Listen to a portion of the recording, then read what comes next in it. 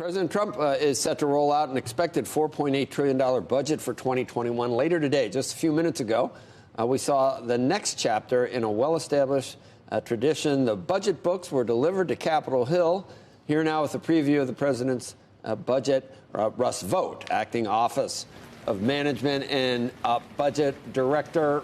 A lot of this seems to be sort of done in a way where, you know, we go about our motions, but we know this is not going to pass Congress, I don't think, at this point. What do you expect the final deal to actually look like? And is this just the president's way of showing where his priorities are going to be if he is reelected? Well, look, I think it's unfortunate that we have a Congress that has not considered the president's spending reductions over the last 3 years. This budget will balance in 15 years. It includes more deficit reduction, $4.6 trillion than any president in history.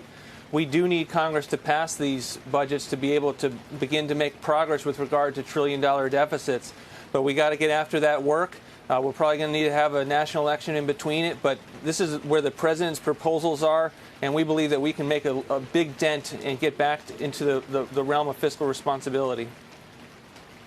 When I spoke to the president this year in Davos, Russ, I asked him about entitlement reform and Medicare and Social Security, and he said that it's something that he would look at if he was reelected in terms of how to fix it and make it more sustainable, because we know that you know, at this point the unfunded liabilities are something we're going to have to deal with. But then again, in a stump speech recently, he said, I think it was State of the Union, he'll never touch Medicare or Social Security.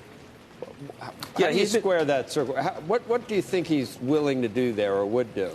He's been very clear, and this budget fully protects Social Security and Medicare beneficiaries. It doesn't make any changes. What it does do is try to find good government reforms, for instance, $135 billion to lower the cost of prescription drugs. That's something he mentioned in the State of the Union.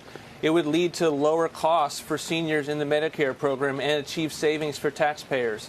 Similarly, we have a work requirement for Medicaid and TANF and housing programs. This is an important way that is not a cut, but gets people off of the cycle of dependency and onto the ladder of economic opportunity. It's an important reform that works for the beneficiaries and saves taxpayer money. But we know non-discretionary spending versus discretionary, and we know how much we're going to spend no matter what. And unless we do something someday, either with means testing or I don't know, some type of reform to entitlements, it's not going to get under control with half measures. Am I wrong on that? Our budget provides a balanced budget with 15 years while keeping the commitments that the president has made to seniors on Social Security and Medicare. We believe that good government reforms on the mandatory side, including the discretionary side, can get us to balance in 15 years, and that's what the president's put forward. Russ, part of that projection of going to a balance of 15 years comes from the fact that you project 3% annual GDP growth over that span. We haven't had that consistently in quite some time. Most private sector projections don't come near that. And, of course, one would expect in 15 years you'd also have a recession, let alone, you know, growing 3% during an expansion. So how do you come to those numbers? Again, this is a post-policy budget, so it assumes the enactment of our policies. We need an infrastructure bill. We need to be able to get our trade deals done and not have them sit on Nancy Pelosi's desk for a year before they're signed into law. So there are assumptions that are made in this budget, and we need to do a lot of things well over the next 15 years, given where we are fiscally. But we believe 3% is entirely possible to be able to hit in the next 10 years. The age-old guns versus butter debate that we've had for forever, Russ, it looks like, what, 0.3% increase in defense spending, and then you're going to hear from, I'm sure, from Democrats and others that, you know, that the safety net is once again being, you know, that it's being hurt to some extent to fund more defense spending. Is that a fair statement? No, I don't think it's a fair statement in the sense that we are going to robustly fund the military rebuild that was necessary when this president came to office. This will be the fourth year of very high levels of defense spending, $741 billion.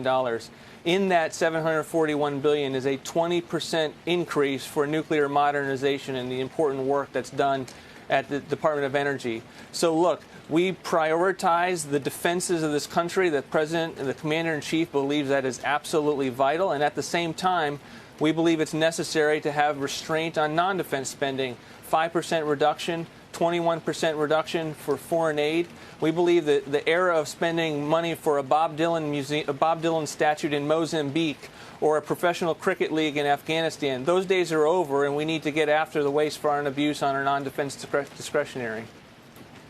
Can you explain whether are there provisions for new tax cuts or just provisions to keep the ones that we already have in place in 2025?